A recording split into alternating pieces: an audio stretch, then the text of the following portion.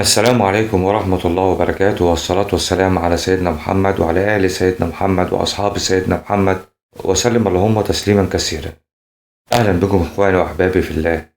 العرافة الفرنسية تعلن عن ظهور المهدي. أخطر ما وصلني خلال اليومين اللي فاتوا من رسائل كتيرة جدا، سبحان الله، تهاتف الرسائل على القناة بخصوص العرافة دي. والأخطر من كده إن بعض القنوات كاتبين عنها وكلهم بيتكلموا وبيشكروا فيها، وفي بعض من القنوات مش عاجبه، ولكن اللي لفت انتباهي إن عدد كبير جدا من القنوات بتتكلم عليها، توصف المهدي بأبشع الوصف اللي هو لا يجوز نهائي حتى ان احنا في عقلنا نقول ان هو ممكن يكون كده. لان بتوصف مين؟ بتوصف حفيد النبي محمد صلى الله عليه وسلم، بتوصف اللي هو هيكون الرجل العادل. والاخطر من كده البعض معتقد في صدق كلامها، سبحان الله. بعد ما ارسل لي المقطع ده عن هذه العرافه وهنشر لحضراتكم جزء منه، الرسائل اللي جات لي بيقولوا لي ايه؟ بيقولوا ان العرافه دي بتعلن عن ظهور المهدي وعندها معلومات رهيبه عن المهدي وكلام ما شابه ذلك. طبعا كلام سبحان الله بيضايق. واكتر ما احزنني في الامر ده هو سببين. السبب الاول هو تصديق العرافه دي، والسبب الثاني عندما سمعت المقطع لاحظت ان هذه السيده تصف المهدي بابشع الوصف والتهم،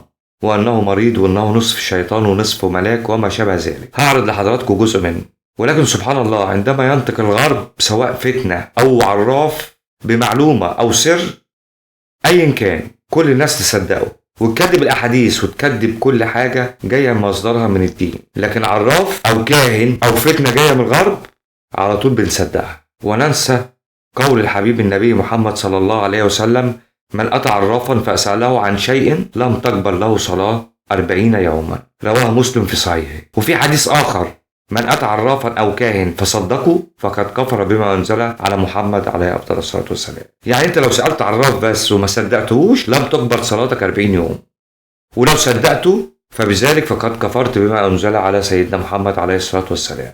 تعالوا نسمع الجزء من المقطع كده، وبعد كده إن شاء الله لنا تكملة مع بعض.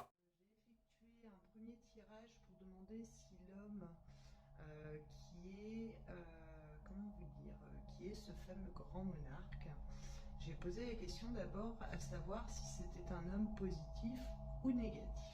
J'avais le sacrifice et l'adversaire. Donc le sacrifice, c'est quand même dans la résonance, la transcendance, le cœur et le don de soi. C'est en tout cas au niveau des traits de caractère. Ça ramène à une enfance visiblement difficile chez ce monsieur. Donc il garde un sentiment un peu de tristesse, puis une forme de souffrance en fait, en lien à son enfance. C'est quelqu'un qui est de nature généreuse, qui est dévoué, qui donne beaucoup de lui-même et qui peut même avoir une tendance à aller jusqu'à se sacrifier pour les autres. Voilà, c'est quelqu'un de peu matérialiste et d'assez spirituel. Par contre, de l'autre côté, l'adversaire, ça emmène à un pan quand même paradoxal qui montre qu'il peut être très colérique ou violent, entre guillemets, donc ça peut être verbalement ou avoir des excès de violence, du fait d'un complexe d'infériorité. Et ça a l'air d'être aussi en lien à l'enfance, c'est un déséquilibre psychologique qui n'est pas sans lien à cette enfance. Ça ne veut pas dire qu'il est complètement taré, hein. Il est humain, il est comme nous tous, hein. Donc là, la coupe, je pense qu'elle me montre ses meilleures qualités et ses pires défauts.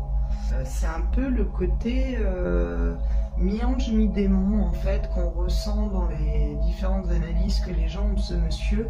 Il y a des gens qui vont, d'après ce que j'ai compris, le mettre en pôle antéchrist, et d'autres qui vont dire qu'au contraire, c'est un envoyé de Dieu. Donc je pense que c'est par rapport à ces vibrations de sa personnalité aussi qu'on en est arrivé à cette déduction. Parce qu'effectivement, il peut être mi-ange, mi-démon, mais comme tout le monde. Il a un complexe d'infériorité qui fait qu'il a du mal à se réaliser aussi. Avec l'association donc de l'adversaire, j'avais aussi des manipulations occultes qui poussent à le ralentir, qui le bloquent. Il y a quelqu'un qui essaye du moins de le manipuler, aussi bien énergétiquement que psychologiquement. En tout cas, il a l'air quand même visiblement plus positif que négatif, parce qu'il est quand même bienveillant. Il a des intérêts pour la magie. Maintenant, est-ce que c'est bien maîtrisé? Je sais pas, mais en tout cas, visiblement, il s'y intéresse. Un fatalisme qui entraîne une mauvaise appréciation de la situation. J'ai l'impression qu'il se met un peu en doute par rapport à tout ça. Enfin, il est en période de réflexion, de bilan, c'est ce qui est sorti. Il est haï par le système mis en place. On lui veut du mal, hein. On ne veut pas qu'il émerge, ce monsieur. Ça me ramenait à un côté, un homme qui aime comprendre les gens, les choses, les événements.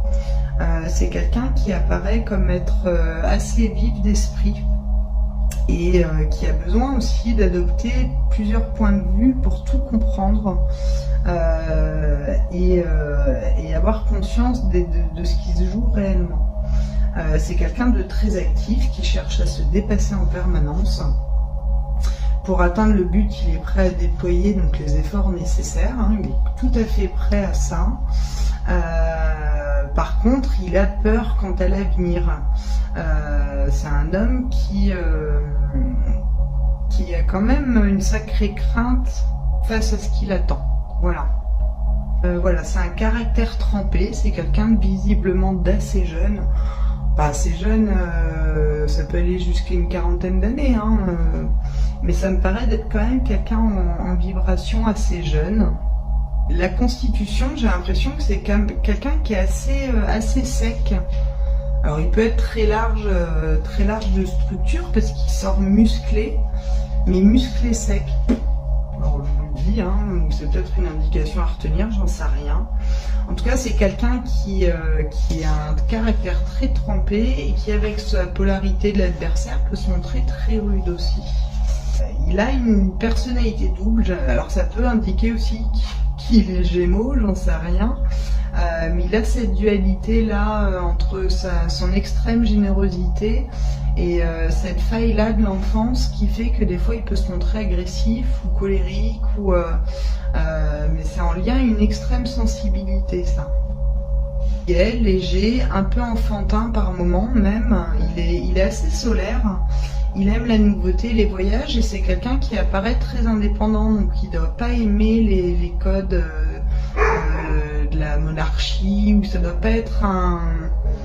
Voilà, il est assez indépendant quand même, il a un côté indépendantiste, indépendant, enfin voilà, très, très trempé, très, très bien ancré par contre. Hein. Enfin, ancré sans en reparler, parce que sur d'autres bords, il n'est pas ancré du tout. Puisque, où est-ce que j'ai mis ça, il a un talent créatif, il est très très créatif, c'est quelqu'un qui est doué ou qui du moins peut faire de la poésie ou de l'artistique. Il se perd souvent dans ses pensées, ses réflexions, il plane, il se coupe du monde. Il aime bien être un peu dans sa bulle aussi, ce monsieur. Des fois, il n'est pas très ancré en fait, parce que des fois, il plane un peu haut. En tout cas, c'est un très bon psychologue. Du fait de ses épreuves personnelles, il est enclin à comprendre les autres et à pouvoir se mettre à leur hauteur. Il est honnête, il est juste, il est diplomate, il est très bon conseiller. Il sait aussi éviter les conflits inutiles et trouver des solutions qui vont aller à tout le monde en fait. Il se pose un peu comme un tampon, ce monsieur. C'est quelqu'un qui fait tampon facilement, qui trouve des arrangements pour tout le monde. Il a un côté très écolo aussi. C'est quelqu'un de très branché sur le respect de la nature et du vivant. C'est aussi un excellent guérisseur. C'est quelqu'un qui du moins a du magnétisme curatif, où c'est très clair. Ou alors il a une aura très magnétique. Ça peut aussi expliquer ce fort magnétisme. Mais c'est quelqu'un qui a l'air d'être quand même assez branché spirituel, puisqu'on me ramenait à des rêves prémonitoires ou à des grosses sensibilités. Il est très juste quand même, hein. Il est ouvert, il est curieux, et il est vraiment relié à la réalité d'une conscience supérieure. Il est pieux, et j'ai l'alchimiste qui me vient en tête. Donc c'est peut-être pour ça qu'il y a cet intérêt pour la magie, je sais pas. Il y a l'alchimiste et l'architecte. Alors, allons voir. Je vous le dis parce que ça me vient là tout de suite pendant que je vous parle. Qu'il apparaît quand même plus positif que négatif, bien qu'il ait des défauts comme tout le monde. Et que, comme tout le monde, oui, effectivement, il peut avoir des travers de colère. Mais hormis ce trait de caractère et l'intérêt pour la magie, où j'ai du mal à définir s'il fait que du bien avec, A priori, il y a beaucoup de bien qui est fait par rapport à cet intérêt pour la magie, mais il y a quand même des manipulations occultes négatives sur lui. C'est ça. Enfin, ça paraît ça. Donc je me suis demandé s'il n'arriverait pas à une période de restriction financière. Ou peut-être alimentaire, mais à un moment donné où on devra drastiquement surveiller nos dépenses. Alors est-ce que c'est une banqueroute en France? Est-ce qu'il y a une banqueroute européenne? Est-ce qu'on va faire partie de pays qui, au niveau de l'Union européenne, à force de rachats et de dettes, est-ce qu'on va pas finir par partir en banqueroute? Désolée, je l'enlève, ce qui m'énerve ce jeu. Mais voilà, je me demande s'il va pas arriver à un moment donné où les gens vont pas devoir se serrer la ceinture en France. Alors on se la serre déjà, mais je me demande si ça va pas être encore plus drastique au moment où il va arriver. Donc pour continuer sur la coupe, on a le sacrifice qui est quand même le cœur, le don de soi. C'est des efforts récompensés avec l'association de la réussite, et avec le malheur, c'est quand même le décès de personnes proches.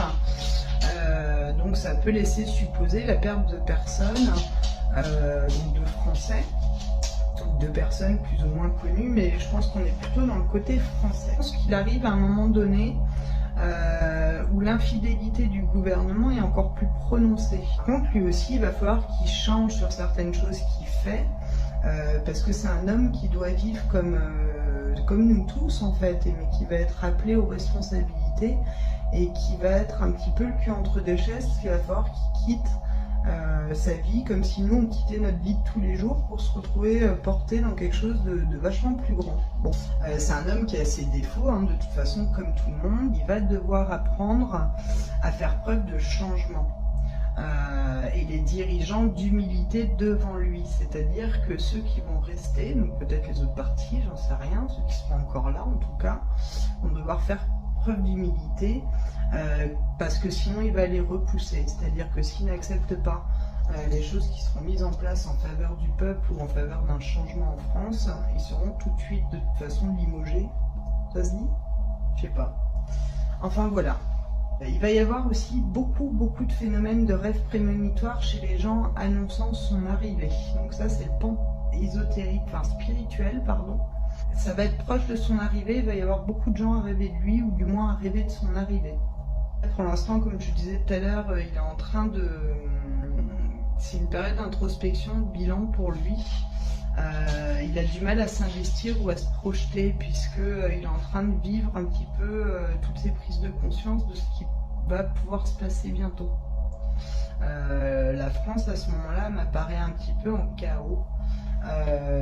Et là, dans les cartes que je vais vous décrire tout à l'heure, j'ai la saison de l'été, où il y a quelque chose qui se produit. En tout cas, ça doit se produire peut-être, parce qu'il y a l'été, ça peut être l'événement se produit pendant les vacances scolaires de l'été, et lui arrive après les vacances, il arrive entre l'été et l'hiver, c'est-à-dire qu'on a connaissance de lui a priori autour de l'été, et il arrive à être mis en place à l'hiver. Voilà. Alors, le chariot et la lune, donc c'est en cours. Le chariot et la lune, on est aussi sur l'annonce d'un déménagement, parce que la lune, ça peut être le déménagement, ça peut être la grossesse, la féminité. En tout cas, c'est en cours, c'est fécond. Donc le pour, avec la maison Dieu, la tempérance et le soleil, on a quelque chose qui rend favorable sa venue dans les 3 ans. Du moins sa mise en lumière. On a quelqu'un qui bloque, qui ne veut pas, qui repousse, voilà, qui repousse. Ça a l'air d'être une femme. Ou ça peut être une structure en place aussi, hein. Ça peut être aussi quelqu'un qui lui veut du mal. Mais il y a quelque chose en contre, en tout cas, qui est très malsain avec le diable. C'est de la manipulation, c'est roublard, c'est fourbe, quoi. En lien, on a quand même quelqu'un qui, effectivement, vient reprendre sa place après un long temps. peut-être que le Vatican ou d'autres cultes religieux voient mal sa mise en place, hein, ou jugent qu'il n'est pas légitime, ou je sais pas ce que c'est. Il y a quelque chose en lien à la religion ou à ou simplement à des gens connus, hein. Ça peut être des gens, des personnalités politiques, hein, qui bloquent. Il est déjà plus ou moins rapproché, c'est-à-dire qu'il commence à progressivement venir, mais comme là on pose la question de savoir s'il sera là dans les 3 ans, j'ai envie de dire c'est entre 3 et 4 ans, grand max. Ouais, grand maximum dans les 3-4 ans. J'ai posé la question 3 ans. À la question de 3 ans, la papesse, ça peut noter un retard, ou ça peut aussi être des projets à long terme. Mais comme il y a la papesse là, et qu'au centre, en résultante, j'ai quand même l'ermite avec le mat et l'amoureux, je préfère pas m'avancer. Je vais peut-être juste demander à la coupe, mais pour moi, oui, c'est dans les 3 ans. C'est dans les 3 ans, puisqu'il y a une opportunité sur le long terme de ces 3 ans, mais je pense qu'on se rapproche plus des 3 ans que d'1 an. Voilà, si je dois m'avancer, on est plus près des 3 ans là, ici. Et en tout cas, il se fait connaître dans les 3 ans, d'après ce qu'il y a, ou au plus tardivement possible, le courant de la 4e année. Donc ça peut correspondre, comme on est au mois de juin, on est en 2019, donc 2020, 2021, 2022. Donc oui, effectivement, ça pourrait correspondre à l'été 2022. Attendez, 2021, 2022, ouais, c'est ça. Sa volonté d'action avec le mat, elle est coupée par les tentatives de manipulation et de l'éliminer quelque part, qui avec le diable, l'arcane sans nom et l'impératrice. Et l'amoureux, c'est le choix. Donc je pense qu'effectivement, il y a des moments clés qui vont permettre. هي في بداية الكلام كان بتتكلم بتقول إن هو راجل طيب القلب والكلام ده كله، ولكن أول ما شبهت طفولته وبتوصف إن في خلل نفسي في طفولته، لقوا شخصية متناقضة ولديه عنف مفرط بسبب عقدة نقص وهو صغير. هي بتتكلم على مين دي؟ وإحنا إزاي نصدق الكلام اللي هي بتقوله ده ونقتنع بيه حتى ونتكلم؟ يعني كل الرسائل اللي جات لي بيقولوا لي إن في عرافة بتتكلم على المهدي ومطلع أسرار. يعني مبدئيا الكلام ده ان في بعض الاخوه كتير جدا صدقوا الكلام ده ومقتنعين ان هي عندها سر وبتلعب بالورق. ايه الكلام اللي احنا وصلنا له ده؟ يعني بننسى حديث النبي وبننسى الكلام اللي هو بشرنا بيه وبننسى اهل العلم. لا وبالعكس، ده احنا لو جينا اتكلمنا على رؤيه وقلناها بتقول كذا كذا عن المهدي، 50 واحد اللي بيتكلم بطريقه مستفزه واللي بيتكلم بطريقه وحشه، ورغم احنا ما طلعناش من نطاق الدين، بنتكلم على رؤيه جاية لواحد من الناس وبنفسر رؤية وبنستشهد بكلام النبي صلى الله عليه وسلم عن المباشرات من الرؤية وكأنها جزء من النبوة. يعني احنا ما قلناش حاجة غلط ولا بنتكلم في علم غيب، لكن تيجي عند واحدة كاهنة عرافة بتشتغل بالورق ونصدقها؟ ما ينفعش. ولم تكتفي بذلك، بالعكس ده هي بتوصف المهدي بأبشع الوصف اللي هو لا يجوز نهائي حتى ان احنا في عقلنا نقول ان هو ممكن يكون كده. لان بتوصف مين؟ بتوصف حفيد النبي محمد صلى الله عليه وسلم، بتوصف اللي هو هيكون الرجل العادل اللي هينقذ البشرية كلها ويرفع الظلم ويعم الامن والامان في عصره. اتمنى من كل واحد فيكم لا يندرج وسط هذه الاشاعات وياخد باله ان النبي صلى الله عليه وسلم قال على العراف او الكاهن لا تقبل منه صلاة، واللي يصدق عراف فقد كفر بما أنزل على محمد عليه الصلاة والسلام. ومن هنا نكون وصلنا لنهاية المقطع، والسلام عليكم ورحمة الله وبركاته.